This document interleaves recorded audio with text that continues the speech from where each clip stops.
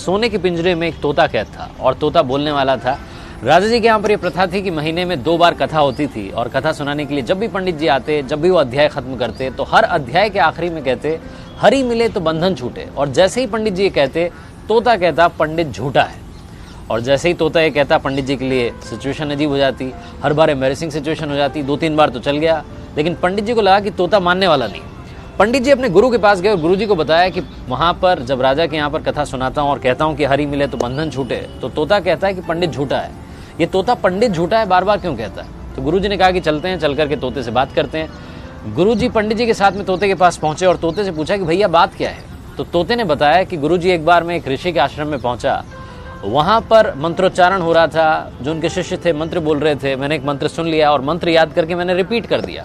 जैसे ही मैंने मंत्र बोला तो ऋषि के शिष्यों ने देखा कि बोलने वाला तोता है। उन्होंने मुझे पकड़ लिया, लोहे के पिंजरे में कैद कर दिया। एक बार ऋषि के आश्रम में उनके एक शिष्य थे, सेठ जी, वो आए, उन्होंने मुझे देखा कि बोलने वाला तोता है, वो अपने साथ में ले गए और ले जा करके मुझे चांदी के पिंजरे में कैद कर दिया। एक बार राजा जी के यहाँ पर दावत थी तो सेठ जी ने सोचा कि क्या गिफ्ट दिया जाए। फिर उन्हें मेरी याद आई, उन्हें लगा कि इससे महंगा कोई गिफ्ट नहीं हो सकता। वो मुझे लेकर के गए और राजा को भेंट कर दिया। रानी को मैं बड़ा पसंद आया और मुझे सोने के पिंजरे में कैद करवा दिया। कुल मिलाकर के रहा मैं पिंजरे में ही, मेरा पिंजरा नहीं छूटा। तो जब जब मैंने हरि का नाम लिया मेरा बंधन नहीं छूटा। गुरुजी ने तोते को अपने पास बुलाया और उसके कान में एक बात कही। गुरुजी पंडित जी को लेकर के वहां से चले गए। अगली सवेरे जब सुबह हुई तो राजा के सेवकों ने देखा कि पिंजरे में तोता मरा हुआ था, उल्टा पड़ा हुआ था।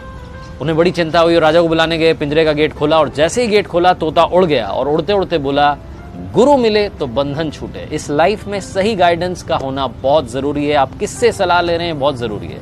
अगर आप गलत आदमी से सलाह लेते रहेंगे तो आप गलत दिशा में बढ़ते जाएंगे और आपका कुछ नहीं हो पाएगा।